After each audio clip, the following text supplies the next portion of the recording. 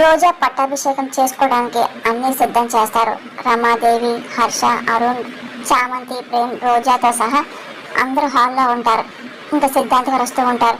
అవును, పట్టాభిషేకానికి ముందు అంటే ఏవో చెయ్యని చెప్పి అన్నారు కదా అని చెప్పి రమాదేవి అడగగానే ఇంకా చామంతి నవ్వకూడదు. అంటే ముందుగా గ్రంథంలో ఏముందంటే అని 11 బకెట్ చన్నీళ్ళతో కాబోయే యువరాణి గారికి స్నానం చేయించాలి అని చెప్పి చెప్పగానే ఒక్కసారిగా రమాదేవి, హర్ష, రోజా, అరుణ్ షాక్ అవుతుంటారు. ఏంటి 11 బకెట్లు ఐస్ నీళ్ళతో స్నానం అంటే చేయగలనా అని రోజా అనగానే ఇందులో రాసున్నదే జరగాలి యువరాణి గారు, లేకపోతే యువరాణిగా అనాథులు అవుతారు అని చెప్పి ఇంకా పెద్ద అని చెప్పిన మాటలు ఒక్కసారిగా ఉపేంద్ర, రమాదేవి, రోజా, హర్ష కంగారు పడుతుంటారు.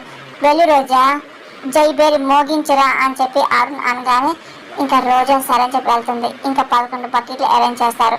ఇంకా రమాదేవి అదే పనిగా ఐస్ నీళ్ళతో రోజా పోతుంది. ఇంకా ఐస్ నీళ్ళు ఒక్కసారిగా పోపించుకొని రోజా చాలా ఇబ్బంది పడుతుంది. తన చేతిలో ఐస్ ముక్క కూడా పట్టుకొని అదే పని టెన్షన్ పడి చూస్తుంది. ఇంకా చామంతి కూడా అదే పని బకెట్ నీళ్ళు పోస్తూ ఉంటుంది. చాలా ఇబ్బంది పడుతూ ఉంటుంది.